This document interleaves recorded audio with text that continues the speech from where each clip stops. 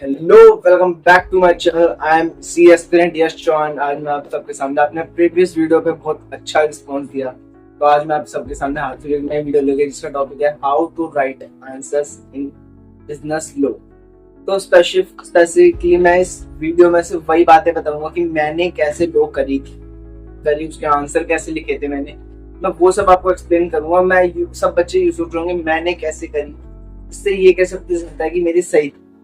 तो गाइस, सबसे पहले मैं क्लैरिफाई कर दूं, मैं अपने कोई बिजनेस लॉ के एग्जाम में कॉन्ट्रैक्ट छोड़कर गया था और एलएलपी छोड़कर गया था, क्योंकि वो बहुत फास्ट चैप्टर से वो कवर करना एक तरह से मेरे लिए इम्पॉसिबल थे। तो मैं जितने करके गया उतने परमानेंट मैंने सोचा करके जाऊं। तो कॉन्ट्रैक्ट 32 नंबर का था, एलएलपी 5 नंबर की, टोटल 37 मार्क्स का मैं छोड़कर गया था।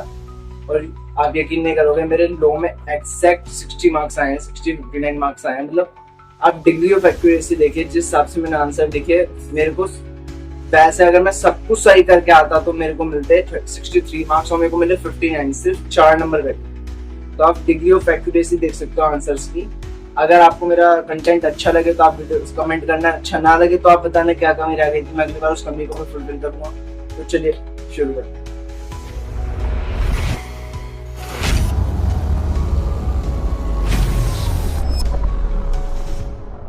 तो सबसे पहले शुरू करते हैं, बात निकालते हैं कि कैसे आंसर, सबसे स्पेसिफिकली हमें शुरुआत कैसे करें आंसर की, क्या इनिशिएट कैसे करें आंसर, वो हम बात करेंगे। सबसे पहला टॉपिक हमारा ये होगा। तो सबसे पहले देखो, क्वेश्चन आप जो भी हो, सबसे पहले कुछ लोग कहते हैं कि आधा केस पढ़ के आंसर लिखना शुरू कर देते हैं। दैट्स नॉट सही, कि उन्हें समझ आ रहा था कि हाँ इस पे ये वाला प्रोविजन लगने वाला है, पर फिर वो आगे का पढ़ने से पहले आधा आंसर लिख लेते हैं, फिर वो आंसर आगे का देखते हैं तो पूरा क्वेश्चन बदल जाता है। ये होता है, बहुत बच्चों को मैंने देखा है ऐसे करते हुए।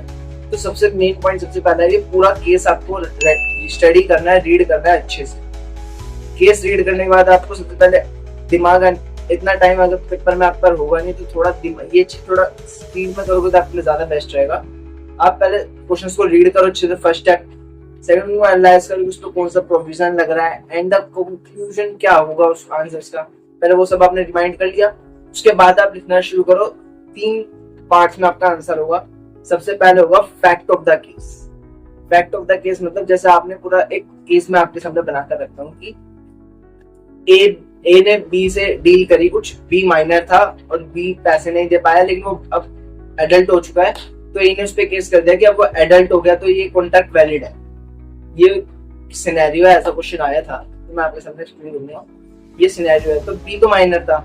अब सबसे पहले मैंने पूरा केस पढ़ा, उसके बाद मैंने फैक्ट ऑफ द केस में क्या लिखना है। सब बच्चे सोचते फैक्ट ऑफ लिखना क्या है, भाई कुछ नहीं लिखना, सिंपल जो तुमने केस पढ़ा है ना उसकी समरी बना के लिख दो।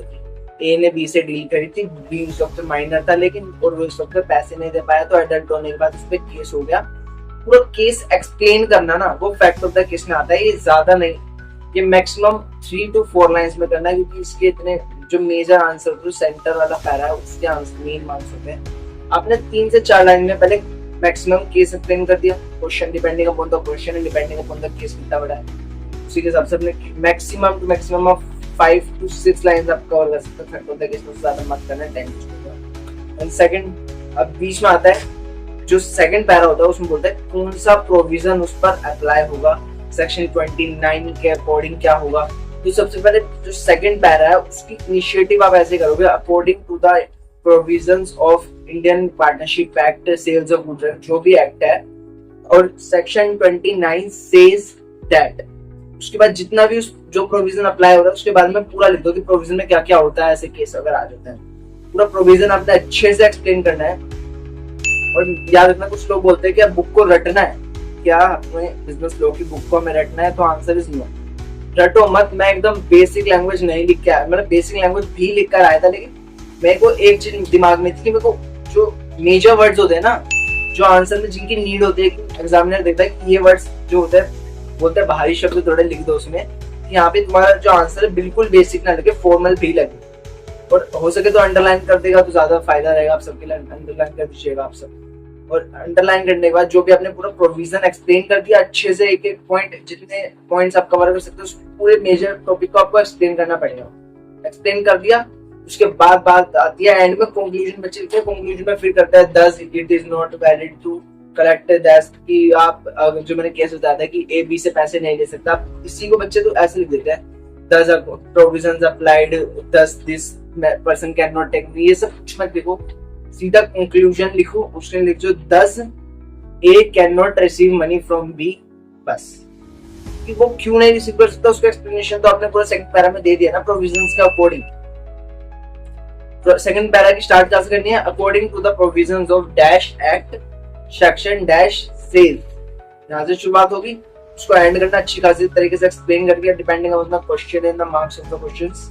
ओके, तो लास्ट पैरा में सीधा लिखना जो कंक्लूजन टू द पॉइंट लिख देना, कुछ भी इधर उधर खिचड़ी मत पकाना है कि आपके एग्जामिनर को दिक्कत हो, उसका दिमाग खराब हो कि हाँ भाई सेम चीज। और हाँ, आंसर बड़ा लिखना, क्वालिटी ऑफ आंसर होनी चाहिए, क्वांटिटी नहीं कि आपने पूरा भर दिया तो भी आपको पूरा पेज कट हो जाएगा अगर उसमें कोई बात नहीं। तो ये बात ध्यान रखना, क्वालिटी ऑफ आंसर अच्छा होना चाहिए आपका। क्वालिटी ऑफ आंसर मींस एक सीक्वेंस में चले कि समझ आ रहा है, इसके बाद ये हो रहा है, कुछ भी मत लिखो भाई। मैंने बहुत बच्चे देखे तो पेज भरते रहते हैं, उसका कोई फायदा नहीं। सबसे पहले आंसर की क्वालिटी देखो, सामने वाले बंदे को समझ आ रहा है तुम क्या समझाना चाहते हो, वो करता है। अब एक ही लाइन को 4 तरीके से लिख के सोचोगे कि अभी आंसर बड़ा हो गया कि 10 ए पैसे नहीं ले सकता क्योंकि बी माइनर है, ये तो आपने सेकंड पैरा में एक्सप्लेन कर दिया था, तो फिर से मत लिखो, सीधा कंक्लूजन लिखो 10 A can not receive money.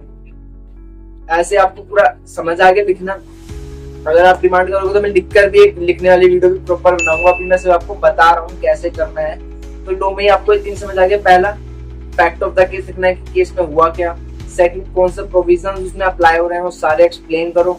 Explain करने के बाद सेक्शन, अब बहुत बच्चे पूछते हैं सेक्शन ना लिखने नंबर कटते हैं, डेफिनेटली नंबर कटेंगे हाफ एन एक, लेकिन गलत लिखकर मत आना, या तो तुम लिखकर ही मत आओ या गलत लिख के कभी मत आना। गलत अगर नहीं लिख के आए बाय द चांस कभी लक से क्या पता आपके मार्क्स ना कटे या कुछ भी, पर कटते हैं, मैं ये नहीं कहूंगा नहीं कटते, तो क्या पता बाय लक। लेकिन अगर आप गलत लिख कर आ गए फिर तो डेफिनेटली आपको मार्क्स कटने वाले हैं, इस बात को आप नहीं लोगे, आप बच जाओगे।